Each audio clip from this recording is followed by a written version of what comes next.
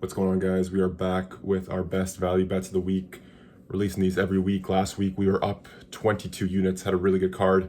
Could have been a lot better. Been a lot better. Had some unlucky misses, but this week it's been a really tough week to find value. Bit of a struggle to find value. Anyone who tells you otherwise is lying. But let's walk through it. We're going to walk through the fights that I taped, and then we're going to walk through some of the bets that we like in those fights. Again, bit of a struggle, but we're uncovering the value here slowly. So first fight of the night, Nora Cornell against Haley Cowan. Typically these early prelim women's fights, I love these because there's a lot of good value in these usually. Totally mispriced. In this case, not really at all. Cornell's coming from a Muay Thai background. She lands a lot of really nice strikes. She hits hard, and I might like her by knockout in some future fights, but Cowan really looks like she has a chin. She gets caught quite a bit, but she's really powerful, really strong as well. So she could also take down Cornell and kind of just sit there. She doesn't really look for the sub. So it could be a bit of a sort of a wrestling versus striking fight, if you will. Having said that, both pretty low level, obviously. That's why they're kicking off the early prelims here.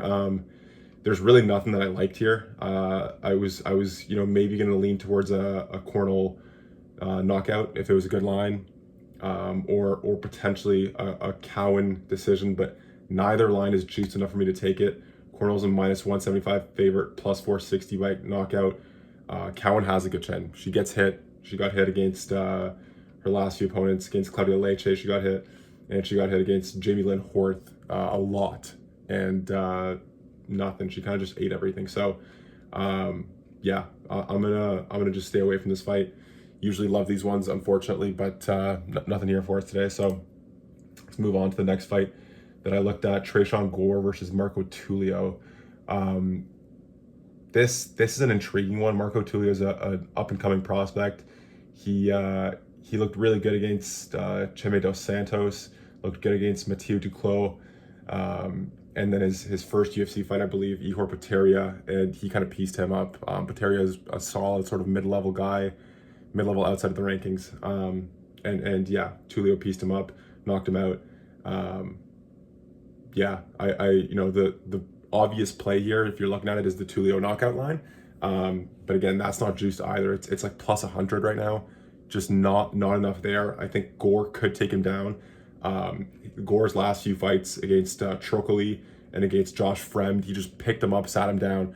He's got good wrestling. He got out-wrestled by Cody Brundage, but a lot of people get out-wrestled by Cody Brundage.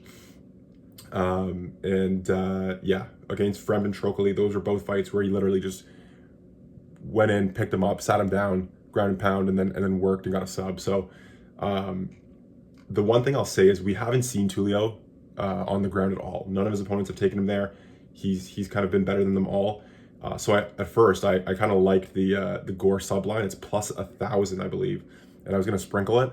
And then I looked at Tulio's camp, and he fights out of Chuta Box, Diego Lima, obviously Charlie Oliveira's camp. Bunch of really good fighters out of that camp. So and a lot of good submission guys out of that camp as well, and females. So that gives me reason to believe that his grappling game is probably good enough to get through this. Again, tough one to touch here. If I had to, and I might put this in some sort of long shot parlay, Gore by sub. He does have the wrestling acumen, if you will. He looked good in his last few fights, and he's I don't know. He's a solid little shout because he's really good wrestling wise. He's good on the ground, and Tulio hasn't been tested. Again, if he was coming out of any other camp, I'd probably put a unit or two on this Gore subline. But out of Chuta Box, Diego Lima, that's a really good camp to hone your jiu-jitsu at. So yeah, I don't know. I'll probably sprinkle the Gore subline, but we'll get into that when we talk about the long shot parlays. Next fight here, Suma Derji versus Mitch Raposo. Suma Derji is one of the longest guys in this division. Just fights at range, fights at distance. His fight against Matt Schnell, I don't know who caught that. If anybody caught that fight, probably a year or two ago now, that was one of the fights of the year, if not the fight of the year. Just absolute brawl. on that end. And yeah, I mean, Sumaderji is a really good striker. He's really clinical, very technical, and really good at range. The only way Mitroposa wins this fight is if he starts to wrestle and he starts to grapple. His last few times out against Andre Lima, who's a striker, he's not going to do anything on the ground. Raposo kind of just danced around the outside, took some leg kicks, didn't really do anything. The commentary team was asking for him to wrestle.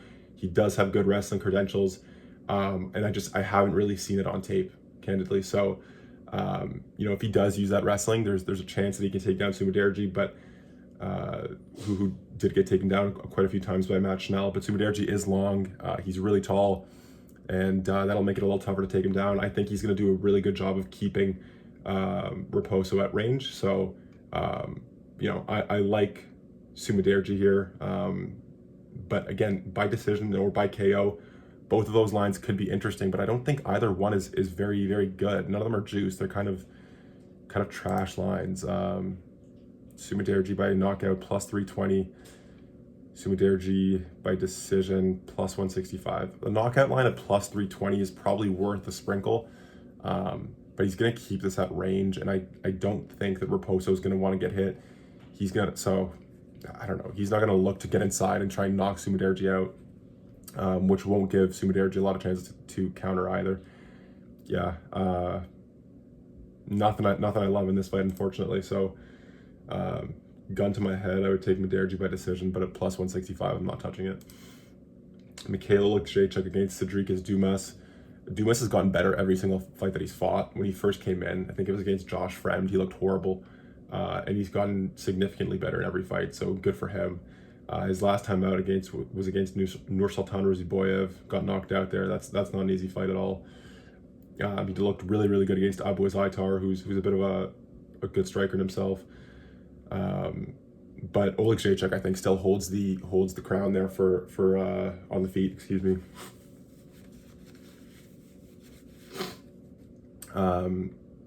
Oleksiejczuk is better on the feet. He's a really powerful striker. Against Kevin Holland, he knocked him down in the first 10 seconds of that fight, and then got caught on the ground when he went to finish the fight. Against Shara Magomedov, he landed a bunch of really good shots, wobbled him, looked great in that fight as well. So he can eat shots as well. He's probably going to get hit against Dumas, which is okay, but when he hits, people don't usually stay on their feet. So he's a really high level striker, and I think he's a better wrestler. Not that I think this goes to the ground, but I think he's a better wrestler than Dumas. Mikhail's KO line is plus 155. Just tough to wrap my head around. I mean, I'm looking at these and they're all like plus 150, plus 160, plus 170. I was hoping to take him by knockout somewhere in the plus 300 range, plus 155. Maybe I'll toss him in a parlay with this next fight that I want to break down, Nikita Krylov against Dominic Reyes. Dominic Reyes, obviously a fan favorite. Always tough to bet against him here. And he looked a lot better his last time out against Anthony Smith, who I think is done. He didn't really want to be in that octagon, and I don't think he's fighting again. He is fighting again against that Chinese guy who's up and coming, but that's not going to go well for Anthony Smith. And then Reyes against Jacoby. Reyes looked good in that fight as well. He was kind of getting stalked by Jacoby a little bit, and then he landed a big counter left, and that was all she wrote. His chin is gone, so Krylov could knock him out. Krylov's also way better on the ground. He's actually fantastic on the ground. He looked really good against Volkan Ozdemir. He got cracked as well. He does have a chin. He gets hit a lot. So I expect Reyes to hit him. I expect Krylov to kind of stay standing and hit him back, and then that's when I expect Reyes to go down. He's constantly fighting like he's like in a phone booth. He's just swinging, no questions asked, and he's happy to shoot takedowns as well. Like, he's not one of those guys that's going to stand and bang. He will shoot takedowns, and when he does that, I think that's another way he could beat Reyes. So Krylov inside the distance plus 120. If I parlay that with Oleksiejczuk at plus 155 by knockout, that's when I start liking it. Krylov by sub is also plus 310. I don't hate that, but there's this, like I said, Reyes' chin is gone, so very possible for Krylov to just knock him out when he gets into one of those phone booth type situations. Looked really good against Ryan Spann again. Just very impressed with what Krylov's been able to do in the past few fights. lots of scrambling. That was pretty much a jiu-jitsu fight between those two guys at that point. And yeah, so I'm gonna take it by finish, and I might sprinkle the sub, but I wouldn't get too comfortable there. Yan Xiaonan against Virna Jandiroba. Virna Jandiroba is one of my favorite bets. Historically, I've bet on her a lot, and she's done well. In this fight, I actually am not going to take her. I will be taking Yan Xiaonan, who looked unbelievable against Weili Zhang. Like, unbelievable. If you that fight was a while ago, go rewatch that fight. That was UFC 300. She dropped Zhang like 4 times. She was solid on the ground, was able to scramble out of situations against her. And yeah, the only thing that I saw in that fight that I really didn't like was end of the first round. She was out. She got choked out. Bell saved her, and she looked great the rest of the way through. But yeah, this is obviously going to be a grappling versus striking matchup. Virna is unbelievable on the ground, probably the best in that division. And if this goes to the ground, Yan is in trouble. I'm sure she is drilled at. She fights out of Uriah Faber's camp, so I'm sure she's drilled at a ton. And Virna kind of shoots these takedowns from like 10 feet away. She tackles you into the fence, and then goes from there. I don't think she'll be able to do that against Yan. She's a fantastic striker, and Virna doesn't have a great chin. Every time she does get hit, her head kind of snaps back, and she looks like she absolutely hates it. So yeah, this is definitely a clash of styles. But I think the value lies in the Yan Xiaonan plus 650 by knockout line. If Virna takes her down, Yan's going to lose anyways. If it stays on the feet, anytime Virna gets close, Yan is going to rock her with something absolutely filthy. She's got absolutely nasty hands. She uses her knees really well as well. And she's really quick. She moves in and out, doesn't sit there. She's going to make it very tough for Virna to get a hold of her. And I think if she does get a hold of her, she's going to take her down. But that's why you're getting plus 650 on the knockout line. So it's a bit of a risk, but at those odds, I do like Yan Xiaonan in this fight. And Virna's chin is just, I don't think she's been knocked out, but just like every time she gets hit, her head snaps back and she looks like she wants to crawl up into a ball. And sometimes she'll just fall down and start rolling around and scooting her butt towards you. So yeah, that's what we're going with in this fight. Bryce Mitchell versus John Silva. Another clash of styles, obviously. Don't know really what to make of this. When I first saw the Bryce Mitchell plus 650 by subline, I loved it, but I actually think John did a really good job against Charles Jourdain when Jourdain shot for some takedowns. He did get him down. Silva did get right back up though, and obviously he's got absolute fire in those hands. He can crack you in a second. Bryce's chin, I have to assume, is gone after that Emmett fight. We've only seen him back in the octagon against Gracie, who Chrome Gracie posed absolutely no threat on the feet. So the chin wasn't really tested. And Mitchell gets hit a lot. He got hit against Dan Ige. He got hit against, obviously he got hit against Emmett. There was nothing else in that fight that happened other than the one shot.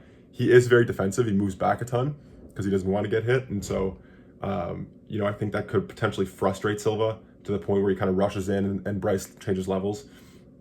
If this goes to the mat, I expect Bryce to absolutely ragdoll him. So I don't think the subline is dead by any means, but it's certainly not something to hammer the way I would have a couple of weeks ago before I rewatched some of the John Silva fights. And then obviously you have the Silva knockout line. I think it's plus 150. It's definitely live. But I don't know if 150 does it for me. Like I said, Bryce is very defensive. Before he got dropped by Emmett, who's the hardest hitter in the division, he didn't really get dropped a ton. He got hit a couple times, but he knows where his strengths are, and he doesn't really want to be in close with powerful strikers. So, but this will be an intriguing one regardless. Just all the build-up's been fantastic to it, so I'm excited for it. Dan Ige versus Sean Woodson. This is a potential huge value spot. Let me break it down first before I get into it. But Ige is really well rounded, right? So people talk about 50K Ige knockouts, great striking. He does have really good striking. He had really good striking against Andre Fili, unleashed a massive right hand that knocked Fili out cold. Against Lopez, he came in on short notice. He came in on day of notice. That was the fight where he came in on like 3 hours notice, and he looked good for what it was. Lopez is obviously fighting for the title now. Ige landed some big shots. It's tough to hurt Lopez. The kid's got a chin of absolute, diamonds, but he rocked him a couple times for sure, wobbled him a little bit. He's got really good hands. And then against Leron Murphy, he moved forward a ton, landed some big shots. Then when he did land shots, he level changed and got some takedowns. Now, that's where I think this fight could go potentially. Ige's a black belt, a Brazilian Jiu-Jitsu black belt, which is really underrated. People don't talk about it because his striking's so good, but he's really well-rounded. Woodson is unbelievable at what he does. He's the tallest fighter in the division. He's super long, sort of similar to what I was saying about Sumaderji earlier, but there's levels to this game, and Woodson is above Sumaderji, of course. Against Jourdain, just very difficult to hit. He keeps his range really well. Just fights behind the jab, and he's difficult to take down as well because he uses his knees really well. So anytime Jourdain shot, there was that threat of a massive knee. And then he's also really long, right? He's got like stupidly long legs. So you grab him by a single leg, there's no way you're getting him down. He's just bouncing and tree topping. Even a double leg, it's tough to take him down. Like Jourdain shot a couple takedowns. He had his hands clasped and he just couldn't get him down. I think Ige might be able to. I think Ige might be able to get him down. And if he does, I think he could finish him. The question is whether he can take him down. If he can take him down, I think he's finishing him. But Woodson has shown, he's difficult to take down. He's a boxer by trade. He's got, 50-something boxing fights.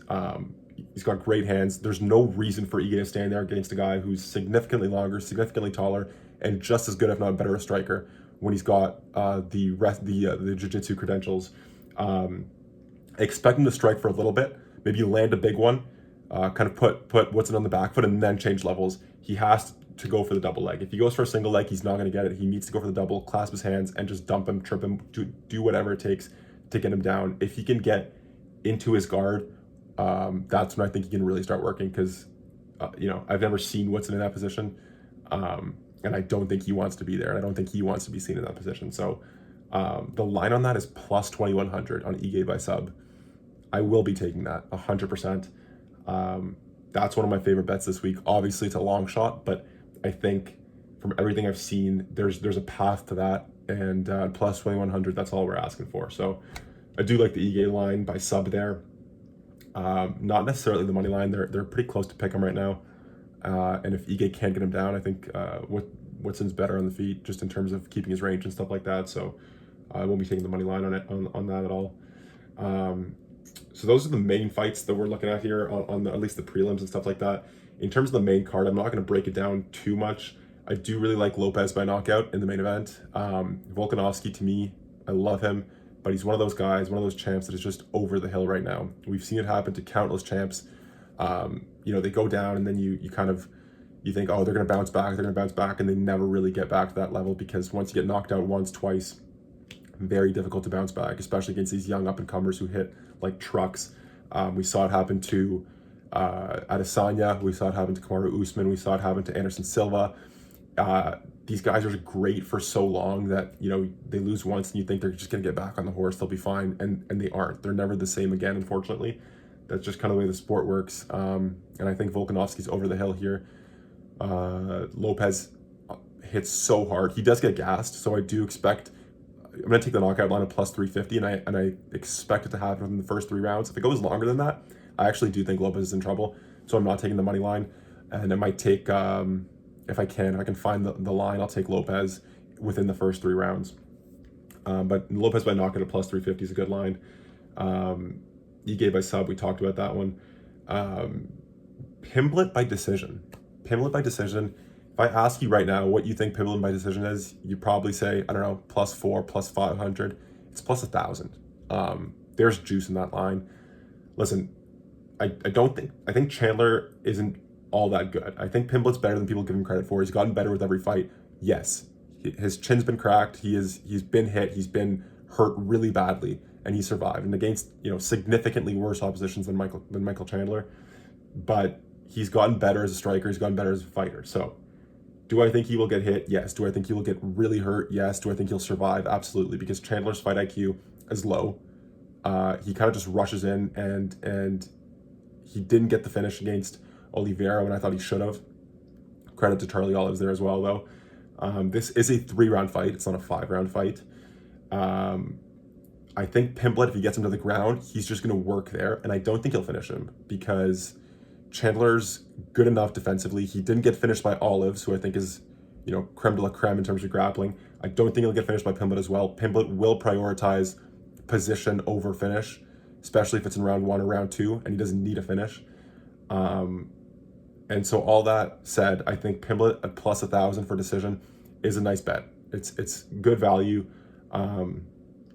and I'll certainly be taking it with a couple of units, I think. So I'll break that down further coming up. Sort of, I usually do those on Saturday mornings on my Instagram. I'll break down the exact unit counts, but that's a line that I really like. Another fight that the only fight really I think that I haven't talked about is Patricio Pitbull against Yair Rodriguez. I didn't tape that fight. I know how good Pitbull is, but I haven't watched him enough.